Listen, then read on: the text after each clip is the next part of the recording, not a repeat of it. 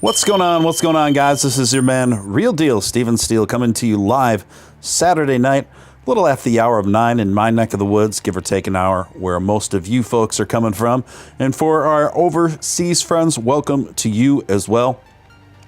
Got another great show lined up for you guys tonight. And the news, the interesting twists and turns, folks, they just keep coming in. They just keep coming in. And we're going to get down to it, boppers. Believe it, believe it. But before we get started, if I could just ask you guys of a couple favors. Smash that like button. Takes a split second of your time. It doesn't cost you a dime. Number one thing you can do to help a channel like this work through those tricky YouTube algorithms. Also, if you're brand new here, I'd like to personally welcome you and invite you to subscribe. We've got a great little community here. I'd love to have you be a part of it. And if you feel compelled to super chat, that's obviously hugely appreciated for the time and efforts put in. Feel free to ask me whatever you want or comment whatever you want, and I'll do my best with those. Also, if you used to be a member or are currently not a member, you can become one for just as little as $4 a month. It unlocks some cool features and get a cool badge next to your name. And it's another great way to support what we're doing here. You can become a member super easily by simply clicking the link pinned at the top of the chat. Easy breezy, easy breezy. So yeah, more twists and turns to the Sam Bankman-Fried story as more details keep unraveling. Also some rabbit holes that we're going to dive down tonight. Yeah, we're going there. And we're going to see where it all leads, folks. We're going to see where it all leads. All very fascinating stuff. Zombie Doge Army celebrating 1.5 years of membership now. Wow, one of the first loyal watchers for sure. So hugely appreciated for sticking with me all these almost years, right? We're coming to that point. We're coming to that point. So let's see what we've got in the chat. We've got Marie Potter. Good to see you, Marie. Crypto Tank Girl, Zombie Doge Army. Who else here? Swift Lipinski, me, you, Keith Havens, of course, Dingus Chubb, and a few others. Alan Schneider, of course. Thank you for joining. So yeah, just put your feet back and get cozy. I got the Dogecoin chart up right now. Dogecoin took a nice little spike yesterday in the midst of all the tumbling in the market. And why is that? Well, it had something to do with this massive Twitter space that occurred last night. I was in there. I was speaking for a short bit in there.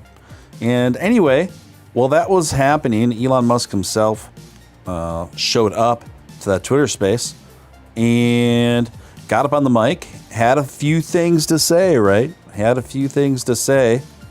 And, well, one of those things, guess what it was? Dogecoin price surges 10% following Elon Musk mention. Broader market trades flat. Dogecoin had surged by over 10% in the last 24 hours, while other crypto assets traded flat. Elon Musk briefly discussed the coin in a Twitter space discussion.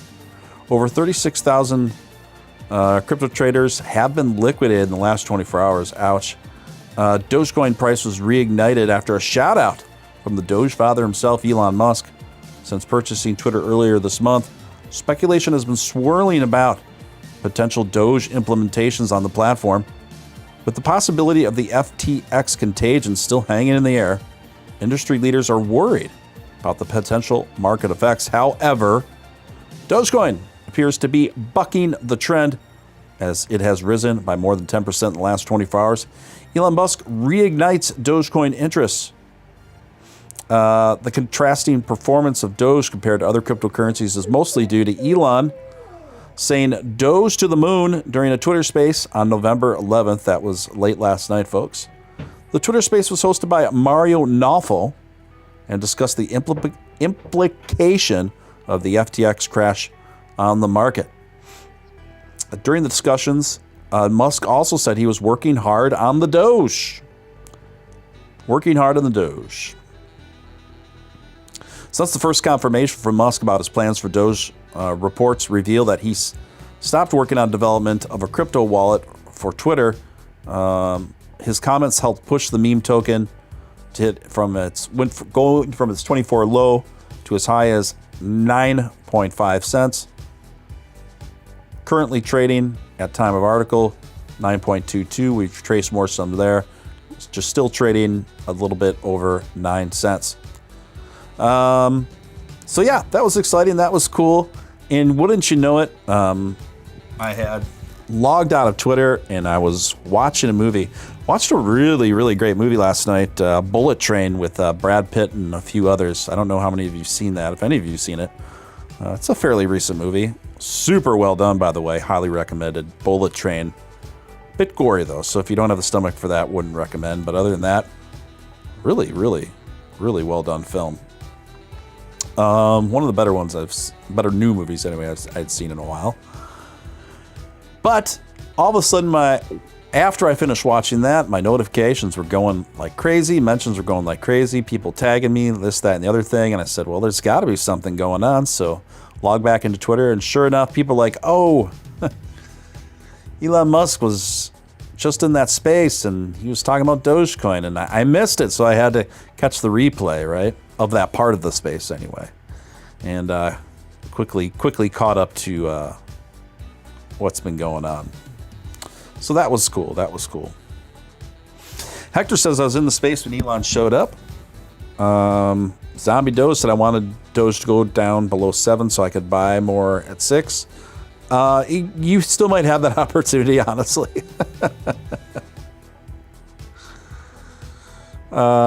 You still might have that opportunity. Let's see here.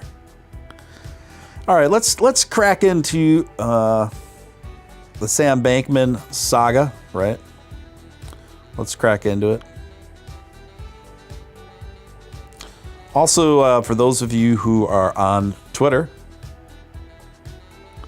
if I could just ask you for a retweet on that for a couple of you, that I'd really greatly appreciate that.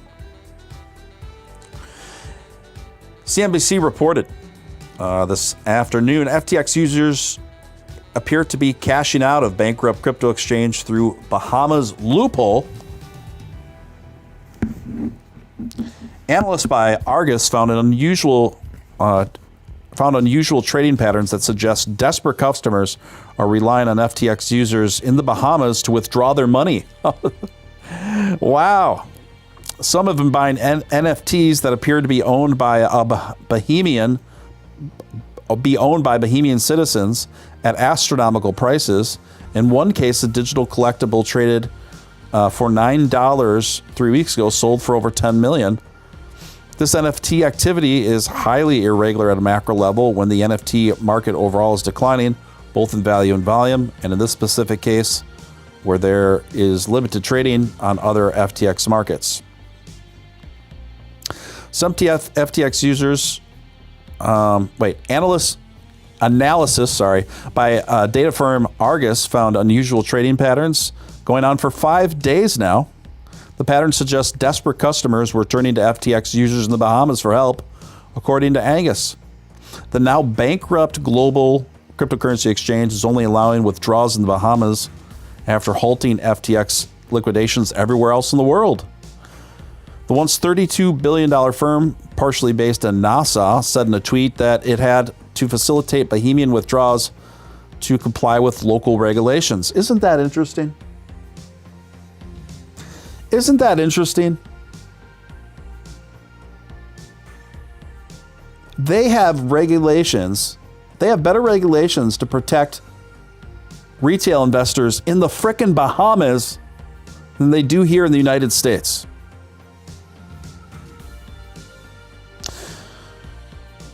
Unreal. This NFT activity is highly irregular at a macro level, said Owen Rappaport, founder of CEO Argus. Kobe tweeted out, apparently this is a Bahamas account withdrawing from other people's funds for them. They are likely bypassing the internal balance transfers blocked by selling NFTs on FTX's NFT marketplace. The Bahamas account creates an NFT. The stuck user buys the NFT with their full balance. Well, what do I think about this? I say good for frickin' them. Good for them. Any FTX customers who can find a loophole or any way to recover their funds on this burning ship, good for them. More power to them. I have no issues with this at all. Zombie Doge Army kicking things off with the first super chat of the night. Appreciate it, man. I was wanting to buy more Tesla merch with Dogecoin, but it's only available to purchase in USD. Oh, did they, you can't buy Tesla merch with Dogecoin anymore? I wasn't aware of that. Huh. I have to look into that. Hopefully he resumes that, right? Hopefully he resumes that.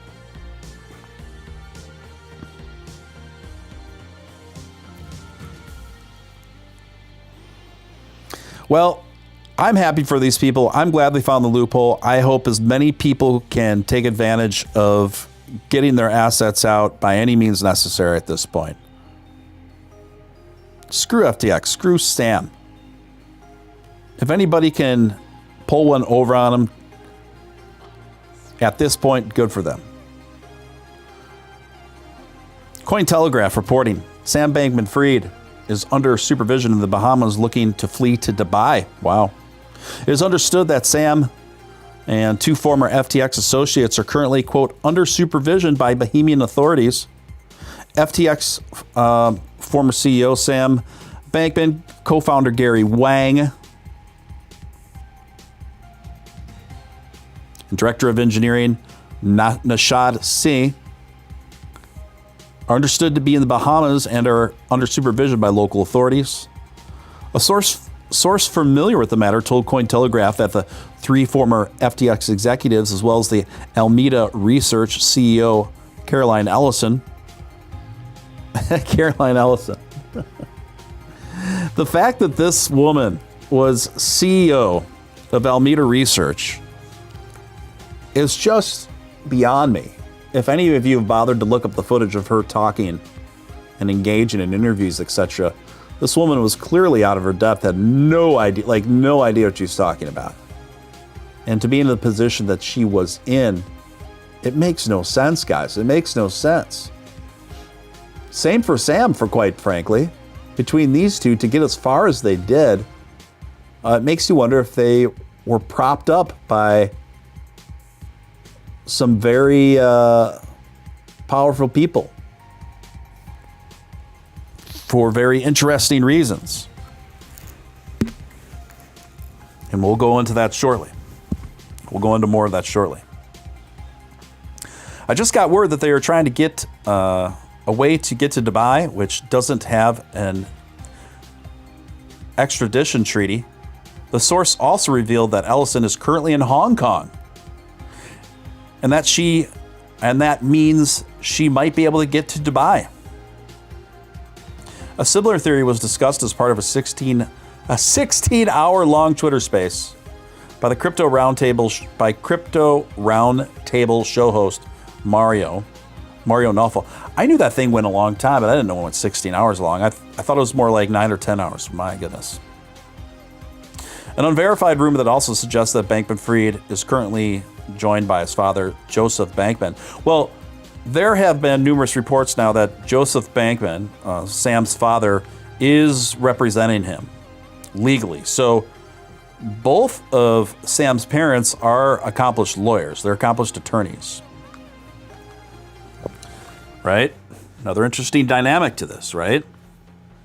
Is it possible that Sam avoids jail time or, if anything, serves a very light sentence? I not only think that's possible, I think that's the more probable scenario, believe it or not. Believe it or not, yeah, Sam's gonna walk. He never thought that he'd feel so free. He screwed everyone without a care in the world. Ooh, could it be Sam Bankman-Fried screwed you and me? Yeah. That's where it's going, guys. That's where it's going, I think. Now, what we have to remember, I think that it's even going to come to a point where after taking some time off and letting the waters cool, that Sam reemerges in a couple years with new ideas and a new exchange. Yes, I really do think that's a likelihood. We need to shoot those ideas down as soon as possible. Make sure this never happens again.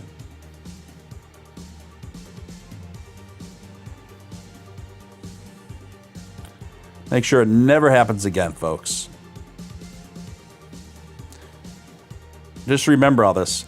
You know, I talked to a guy today that started off with $20,000 investments in FTX, grew it to over $100,000 due to smart day trading. It's all gone. And this guy was looking to use that for a down payment on his first home, working his way out of poverty through smart day trading. All gone. Countless stories like that. And now consequentially, because of this supreme a-hole, I am out of a lot of my assets as well, and some of you as well. Because guess who was about to acquire Voyager? Voyager Digital, FTX. We're SOL now. Where do we go now? In the words of Axl Rose in the mid-1980s. Folks, I don't know. We're left in the dark. Right now, it's not looking good for Voyager customers as a consequence of what's going on here. It's going to take a bit to recover from this one for sure. This is big. This is big. But when we look at the history of crypto, this isn't new. We have been here before. This thing does move in cycles due to humans humaning, and what I don't mean that in a good way, due to scammers, liars, cheaters, sketchy exchanges, going belly up. This will be like the third or fourth cycle that this has happened. The positive news is out of that, the silver lining out of that, if history anyway will be any judge of this, the people that were able to seize on those low lows in times of distress and chaos like this end up making out very favorably in a couple years from that point. Okay? So there could quite be some incredible potential here, some really big gain potentials here for those who are willing to go all in when everybody else is panicking. But the trick is making sure you are at the bottom or close to the bottom. Many of us, I mean every one of us, have made that mistake and buy the dip while it keeps dipping. Went over that a couple nights ago with my country western song.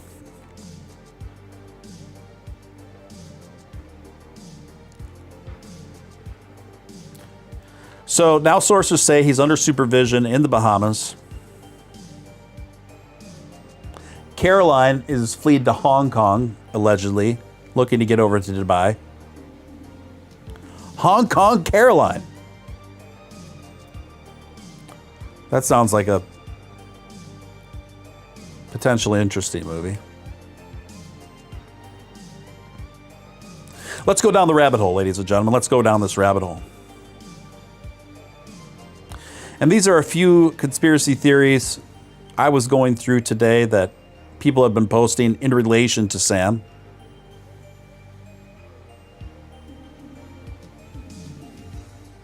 And I'm not discounting anything at this point because the story is so wild. And the things that we do know without a shadow of a doubt, unequivocally, are so bizarre,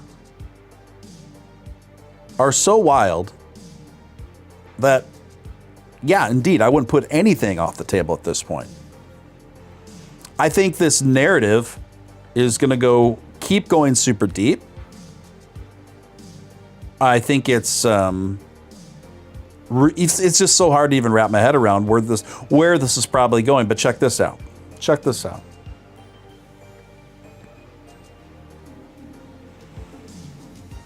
Twitter user by the name of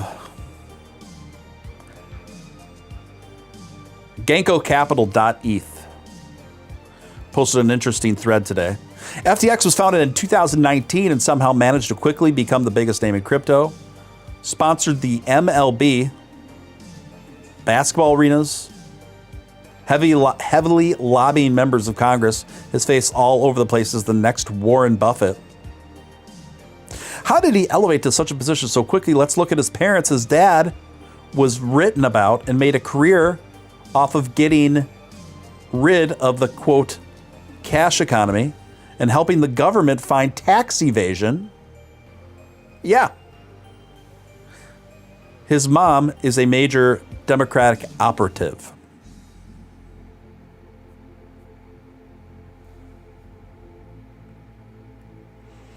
Sam also has connections in high places, such as the CEO of Goldman Sachs, who met with him several times, along with his dad. And I talked about this last night, as Sam was one of the largest donors to the Democrat Party and Democrat candidates, second only to George Soros. SBF gave the second largest donation to Joe Biden's presidential campaign in 2020. 1 month after the war in Ukraine started, Zelensky partnered with Sam for crypto donations.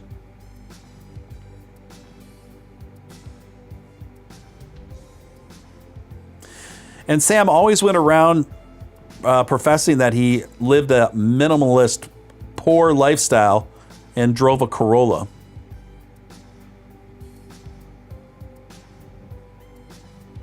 But in reality, he has been living in the Bahamas in multi-million-dollar mansion with his closest circle of friends, where they would have drug-fueled orgies, apparently. Excuse me while I throw up in my throat.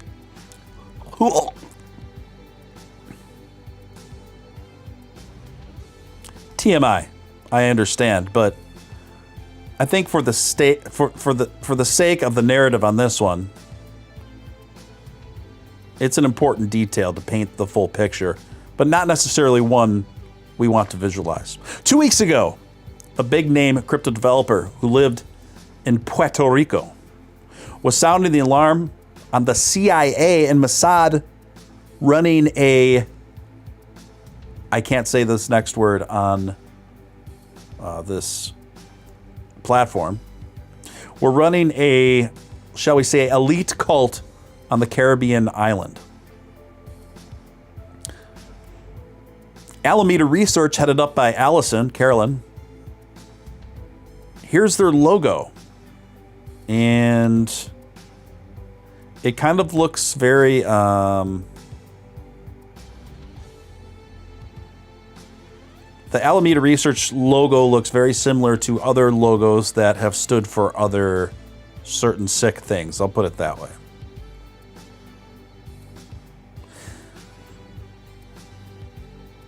Now, some of this stuff may be far-fetched, but then again, given what we do know as fact, not just speculation, I would not take anything off.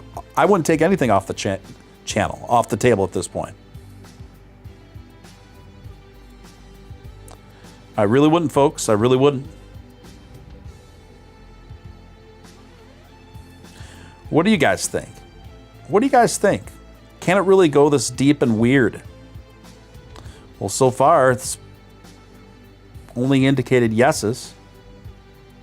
Here's another one. The World Economic Forum was also supporting FTX, and Sam's aunt Linda is a scientist in epidemiology, is strongly connected to the World Economic Forum. Sam's brother Gabriel is founder of Guardian against pandemics. You can't make this stuff up, guys.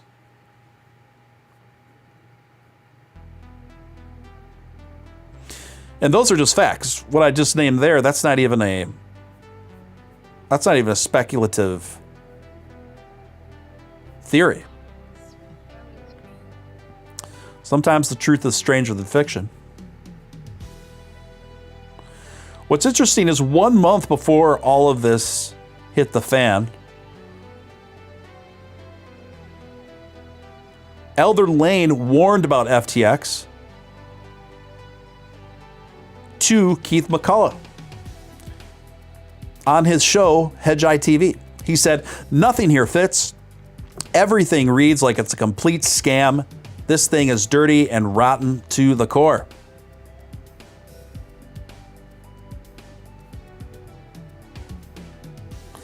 And also the SEC connections, which we went over last night, are very deep. And there's also footage of Sam on a panel with none other than Tony Blair, former UK Prime Minister Tony Blair, and Bill Clinton.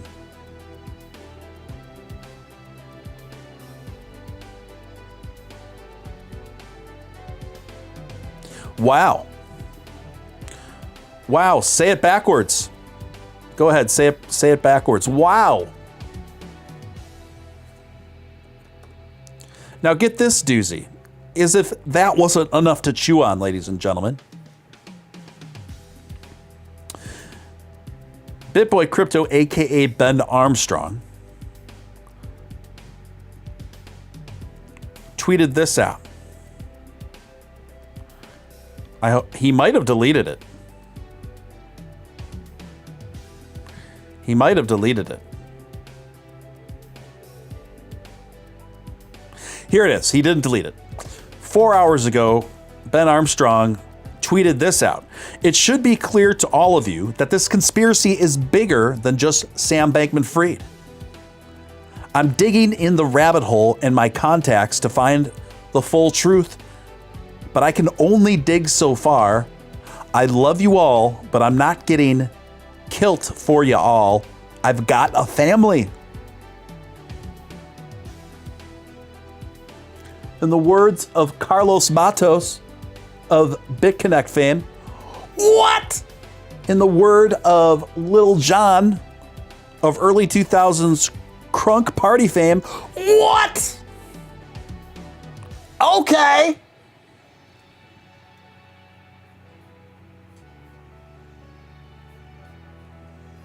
Wild stuff, guys. Wild stuff. Fats and Curious says, "This goes deep." A few of the other guys are apparently getting drunk.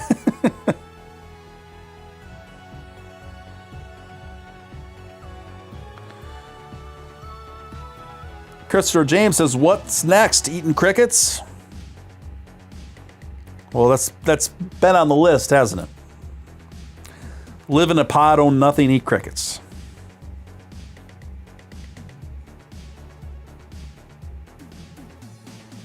This is wild, wild stuff, guys. Wild stuff.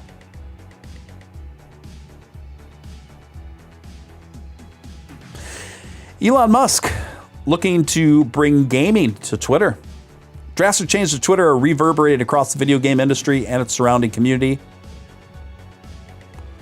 In May, Twitter's global head of gaming partnership, Rishi Chadwa, said in an interview with the Washington Post, "When people think about gaming, they're thinking about the Twitches of the world and the YouTubes of the world, and it's actually, you can't forget what Twitter is doing.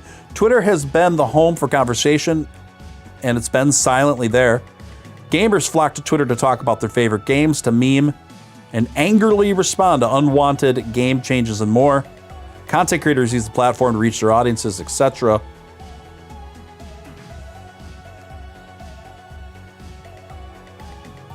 So it looks like Elon Musk is making moves behind the scene to make it a gaming platform. It looks like where it will compete with, in part, compete for streamers mean, Twitch is, that's where like the home base is for streamers who play video games and people watch them play video games. I have to say, that's a level of meta that I just can't wrap my head around. That's a generational thing. There's a lot of things I can look to the Zoomers for and say, I get that, that makes sense. That's not, that's not my thing, but I can see the appeal, or hey, that's kind of funny, etc. This is not one of those moments. And this is an entire huge industry of people sitting around watching other people play video games, as if sitting around playing video games yourself wasn't a lazy enough pastime. Watching other people play them for hours on end.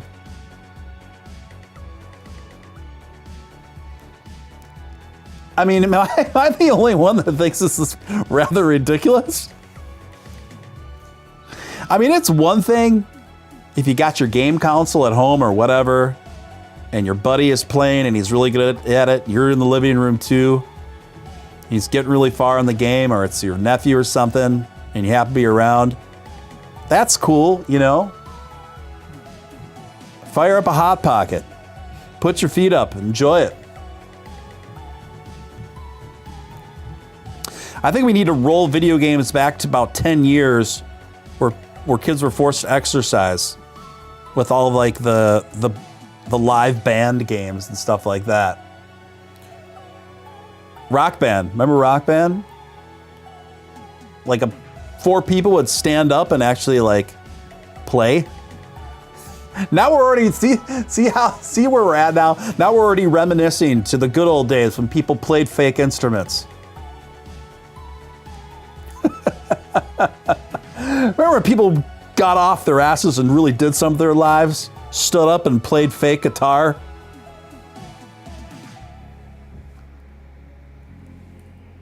Those were the times.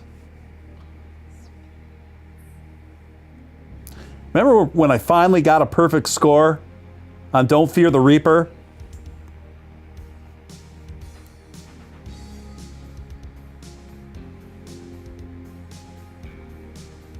And what was that chick's name that was super popular back then? Don't stop. What was her name? It was so bad. She's massive. She's still massive. And she had that sleazy pop producer. Dr. Douche or whatever his name was. I have to say her music was, I actually kind of got the appeal because it was so bad it was like camp. It was so cringe, it was captivating.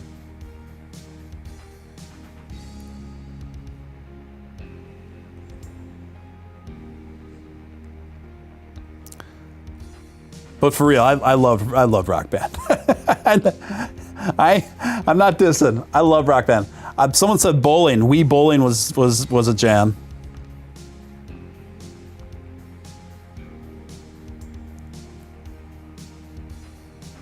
Wii bowling was a jam.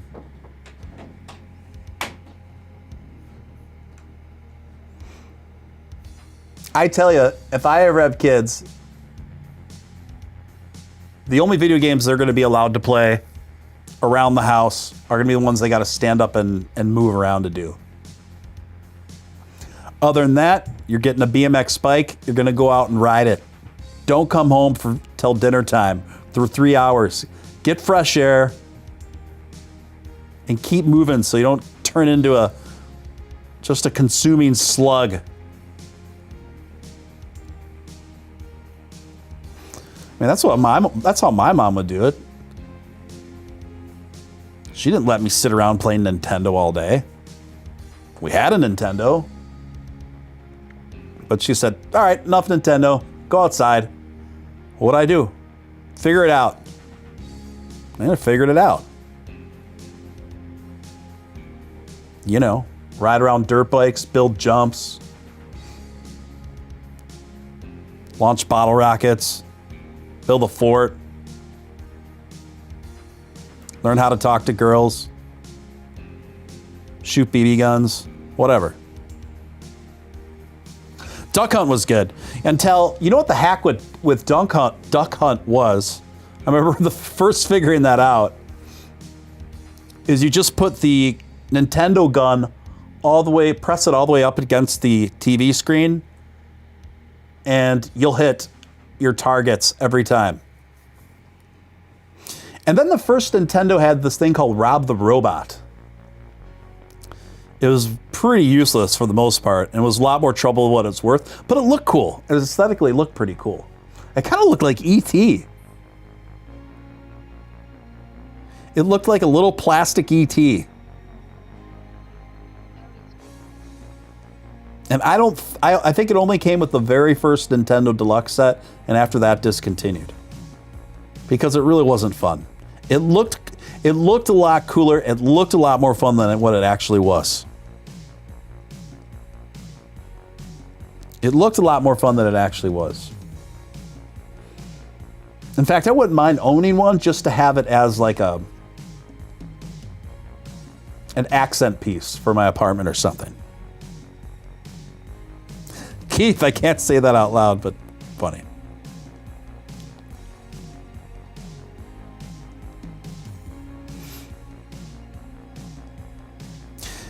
You know what we called kids who played too much Nintendo back in the day? No friendo. Playing too much video games, that's exactly what happens. No friendo.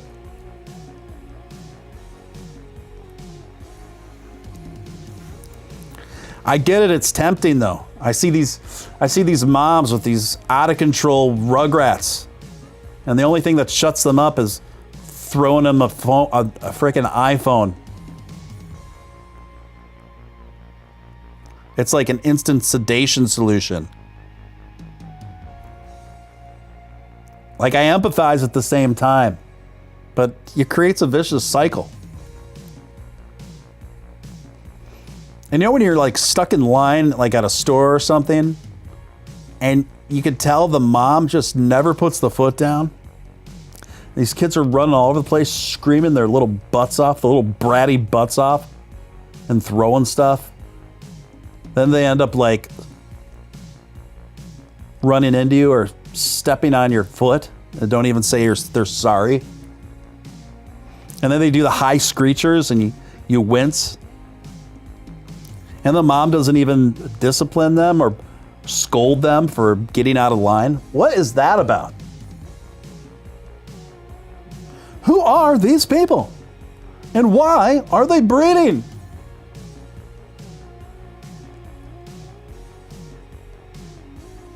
Did you have an Atari, Steven Steele? Oh man, you're really gonna try to date me now, aren't you? You're really trying to figure out just how old I am. I'm no spring chicken. But Atari is even a little bit before my time, just a little bit. Now I do have faint memories of having an old Atari 2600 that my older brother often played. Very briefly. ColecoVision was considered the best of its time of that era of gaming sets, graphics-wise.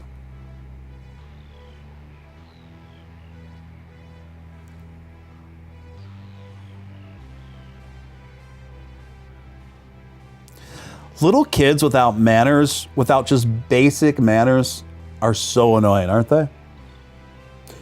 You know what another extra annoying little kid is? Celebrity kids. Yeah, you know, when you see them, like when they go on like Conan O'Brien or some crap like Jimmy Kimmel, and they're like super just like cocky and they act like adults. And they like name drop like working with Robert De Niro or something. Oh, Robert's just great.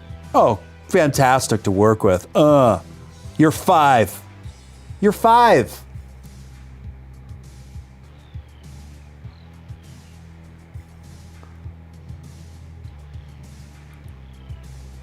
super annoying.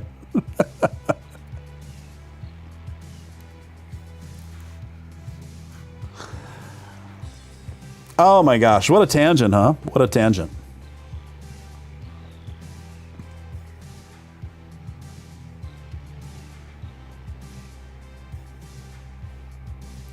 Today's Rugrats are tomorrow's criminals.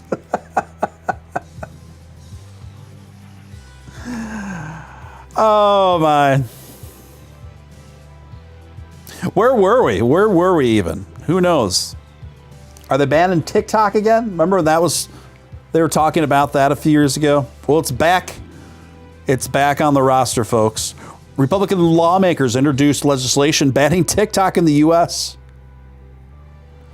Senator Marco Rubio, Representative Mike Gallagher, both from Florida and Wisconsin, respectively, are introducing legislation that would prohibit TikTok in the United States. In an opinion piece published in the Washington Post on Thursday, Rubio and Gallagher outlined the threat that TikTok and other social media businesses are effectively managed by the Chinese Communist Party, the CCP, posed to the United States. The lawmakers noted how the TikTok social media platform is owned by ByteDance, which is a Chinese company, although it is not allowed by the Chinese government. However, they stated in China, no company is truly private because China's National Intelligence Law of 2017 holds that all people and companies must help with intelligence, including sharing information. The security risks TikTok usage have been raised by a concern by many people over the past several years, and lawmakers are the most recent to do so in a substantive way that could result in the shutting down of the app in the United States. The legislators also pointed out in a Pew Research Center report that revealed an increasing amount of American adults are getting their news and information from TikTok. The share has gone from 3% of U.S. adults to 10% in 2020. Are you kidding me? 10% of U.S. adults are now getting their news from TikTok? I find this both fascinating and hilarious and a little bit disturbing.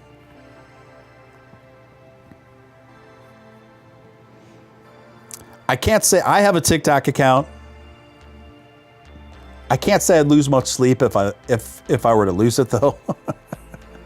I have said previously in a video short that TikTok, out of all of the major social media outlets, is fast-tracking America on a de-evolutionary trajectory to the likes of which we've never seen. Honestly, I honestly feel that way.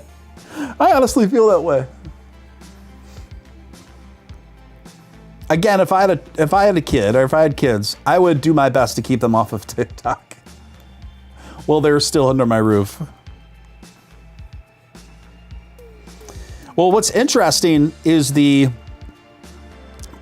Chinese model of TikTok and the American model of TikTok are starkly different in the things that they encourage. So, for example, the Chinese version of TikTok, its algorithm encourages things like engineering accomplishments, science, art, dance,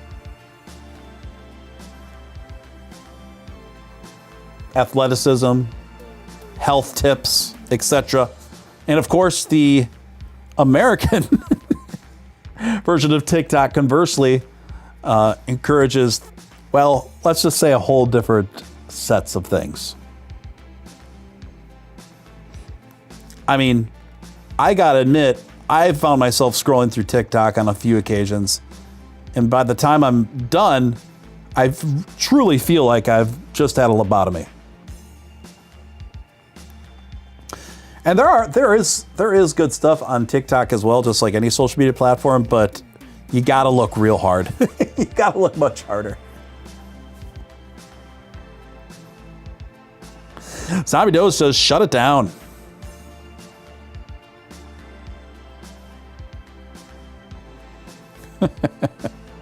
Zombie Doge Army says, idiocracy is on its way. It's here, my friend. It is so here. We are so here. When you consider just how rapidly we have declined in America in over the last 20 years, let alone 10 years, even just the last 7 or 8 years, guys, oh my goodness. We are fast tracking. Anyway, guys, I didn't want to make this one super long tonight, but I hope you enjoyed it. I'm going to wind this one down. I wanted to keep this one to about or a little bit under an hour. But I'll be back. I'll be back tomorrow. And I'm sure there'll be more interesting things to get down with, huh? Anyway, thank you so much, guys, for tuning in. Hope you got something out of it. I had a good time. Hope you did, too. In the meantime, you can catch me on the Twitter sphere. You guys know where to find me. Until next time, this is your man, Real Deal, Steven Steele. Signing